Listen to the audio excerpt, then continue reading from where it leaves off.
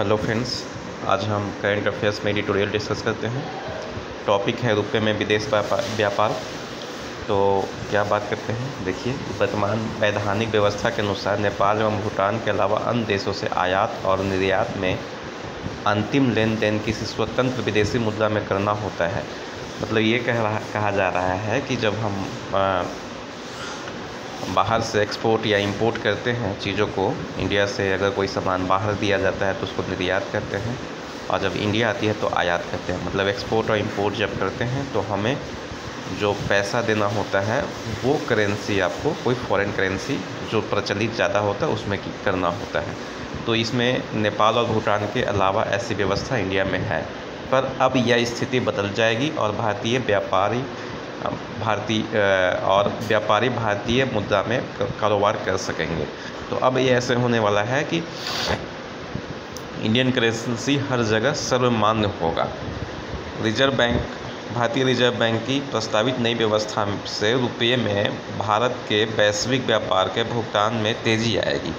जो आरबीआई ने अभी डिसीजन लिया है, इससे क्या होगा कि आरबीआई में हमारा जो करेंसी का जो प्रचलन है वो फास्ट होगा और आगे ज़्यादा होगा। ठीक है, मीन्स हम एक्सपोर्ट भी करेंगे तो किस में करेंगे, रुपीज़ में करेंगे, इंपोर्ट भी करेंगे तो रुपीज़ में करेंगे। पहले हम क्या करते थे, डॉलर में करते थे। तो इससे क्या होगा, इंडियन करेंसी का वैल्यू बढ़ेगा।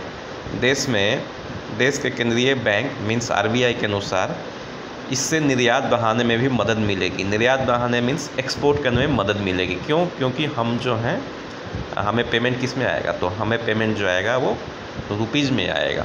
ठीक है, तथा घरेलू मुद्रा में अंतर्राष्ट्रीय दिलचस्पी और बढ़ेगी, और जो हमारे यहाँ फॉरेन जो इंडस्ट्रीज हैं उनकी इंटरेस्ट बढ़ेगी। उल्लेखनीय है कि हम निर्यात की तुलना में आयात अधिक करते हैं। मीन्स हम क्या ज़्यादा करते हैं, तो हम ज़्यादा इम्पोर्ट करते हैं विथ रिस्पेक्ट टू एक्सपोर्ट। उसके बाद आगे देखते हैं कि ऐसे में रुपये में कारोबार से विदेशी मुद्रा बचाने में बड़ी सहायता मिलेगी।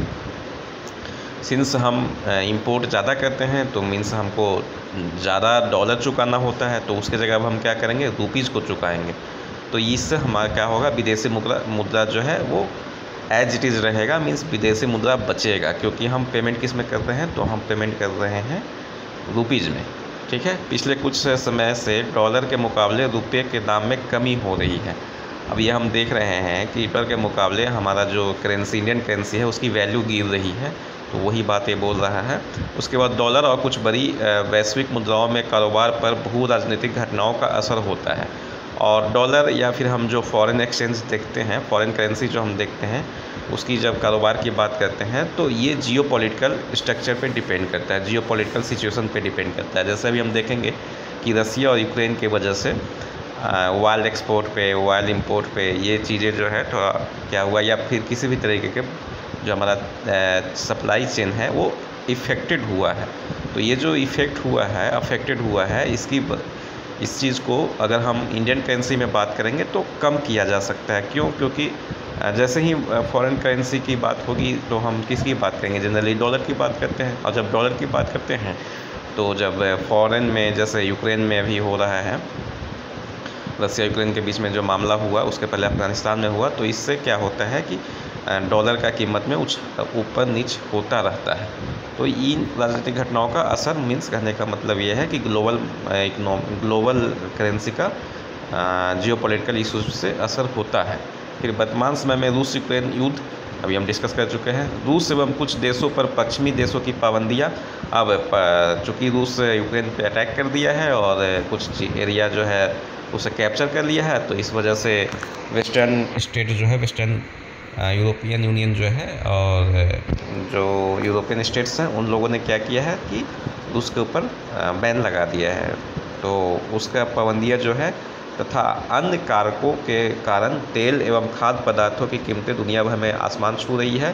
भारी मुद्रास्फीति मीन्स इन्फ्लेशन, हाई इन्फ्लेशन से वैश्विक मंदी की आशंकाएं भी जताई जा रही है। सिंस ये हम देख रहे हैं कि इन्फ्लेशन हो रहा है, तो जब इन्फ्लेशन होता है मीन्स क्या होता है कि करेंसी की वैल्यू कमती है।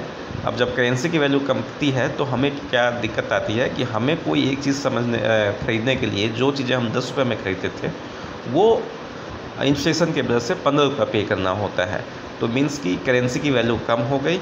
तो इसके वजह से ये होता है कि एक टर्म होता है, वो होता है कि रिसेशन आने की चांसेस बढ़ जाती है। रिसेशन मीन्स कि मंदी आएगी, मतलब बाज़ार जो है वहाँ पे कंजप्शन कम हो रहा है, तो मंदी आने की चांसेस ज़्यादा होगी। क्यों कंजप्शन कम होगा? क्योंकि पैसे कम होंगे लेकिन सामान जो है हमें कम मिलेगा। पैसे की वैल्यू कम होगी तो सामान की क्वांटिटी कम मिलेगा, तो इस पर रिसेशन आने की आशंका हो रही है। उसके बाद इस तरह की चुनौतीपूर्ण परिस्थितियों में बड़ी एवं ताकतवर मुद्राएं तो झटके बर्दाश्त कर लेती है, पर रुपये जैसे मुद्राओं को नुकसान सहना पड़ता है। और अगर इस तरह का इन्फ्लेशन होता है, इस तरह की सिचुएशन आती है, तो क्या होता है कि जो डॉलर है, जो फॉरेन एक्सचेंज जो जिनका ज़्यादा है जैसे यूरो है, तो ये सब बर्दाश्त कर लेते हैं, लेकिन इंडियन करेंसी मीन्स रुपीज़ के ऊपर थोड़ा नुकसान होता है। कि रिजर्व बैंक के इस कदम से रुपये को वैश्विक अर्थव्यवस्था में महत्वपूर्ण मुद्रा बनाने का बड़ा आधार मिलेगा। इन केस अगर हम आरबीआई ये डिसीजन लेती है और काम हो रहा है कि हम एक्सपोर्ट इंपोर्ट करेंगे इंडियन करेंसी में, रुपी में, तो इससे हमारा रुपीज़ का वैल्यू अंतर्राष्ट्रीय लेवल पे बढ़ेगा। पड़ोसी देशों एवं विकासशील देशों से कारोबार बढ़ाना भी आसान हो सकेगा। पड़ोसी में हम मीन्स नेपाल हो गया, भूटान हो गया, पाकिस्तान हो गया, बांग्लादेश हो गया, इन देशों के साथ हमारा काम करना आसान हो जाएगा। कुछ समय से हो रही निर्यात में उल्लेखनीय बढ़ोतरी से इंगित होता है कि दुनिया की आपूर्ति श्रृंखला में भारत अहम रोल होता जा रहा है। ये तो हम देख रहे हैं कि चाइना, कोविड के बाद से चाइना के प्रति लोगों का अथवा वो बढ़ा है, तो नफरत बढ़ा है, तो इस वजह से इंडिया को फ़ायदा हो रहा है और इंडिया सप्लाई चेन में बड़ा रोल प्ले कर रहा है। ये मीन्स जो यहाँ मैन्युफैक्चर होता है वो आसपास के कंट्रीज़ में और बहुत सारे विदेशों में एक्सपोर्ट किया जा रहा है भारत का सामान। उसके बाद रुपये में कारोबार की प्रक्रिया के तहत विदेशी बैंकों को भारत में खाता खोलना होगा, जिसके जरिए भुगतान होगा। पहले ईरान और कुछ देशों तथा अभी रूस के साथ रुपये और उनकी मुद्रा में लेन देन की चर्चा होती रही है, मीन्स ईरान और रूस के साथ हो रही है। उसके बाद अगर स्थिति समान होती तो हमें रूस से तेल और गैस आयात करने के एवज में डॉलर में भुगतान करना पड़ता, पर पाबंदियाँ होने की वजह से ऐसा नहीं करना पड़ रहा, हम रुपीज़ में पे कर रहे हैं। उसके बाद ऐसे में रुपया और रूबल में भुगतान हमारे लिए फ़ायदे का सौदा है। उसके बाद रिजर्व बैंक की इस पहल को उन उपायों के क्रम में देखा जा सकता है जो विदेशी मुद्रा भंडार पर दबाव कम करने और रुपये के दाम में कमी को रोकने के लिए किए जा रहे हैं। उम्मीद है कि रुपये में वैश्विक व्यापार करने की इस व्यवस्था के बारे में रिजर्व बैंक जल्दी ही नियमों और प्रक्रियाओं की घोषणा करेगा। मीन्स जितना भी रूल्स एंड प्रोसीजर है उसे जल्दी अनाउंसमेंट करेगा आरबीआई। उसके बाद आगे देखते हैं कि जिन कुछ देशों की मुद्राओं को अंतर्राष्ट्रीय स्तर पर व्यापार करने का उपयोग में लाया जाता है, वे राजनीतिक, कूटनीतिक, आर्थिक स्तर पर भी इस स्थिति का लाभ उठाने का प्रयास करते हैं और दबाव बनाने के लिए वे आर्थिक और वित्तीय पाबंदियां तक लगाते हैं। इसका असर उन देशों के अलावा दूसरों पर भी होता है। रुपये में व्यापार कर सकने की व्यवस्था ऐसी स्थितियों से बचा सकती है। तो जो मेनली जहाँ पे होता है वो जिनके करेंसी एक्सचेंज होता है ज़्यादा, तो वो पाबंदियाँ लगाते हैं। तो अगर ये चीज़ें हम इंडियन करेंसी करेंगे तो इंडियन करेंसी होने की वजह से पाबंदियाँ का असर जो है हमारे एक्सचेंज में, एक्सपोर्ट इंपोर्ट में कम पड़ेगा। तो बस इतना ही, आगे देखते हैं नेक्स्ट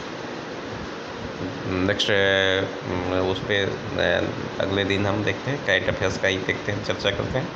तब तक के लिए धन्यवाद।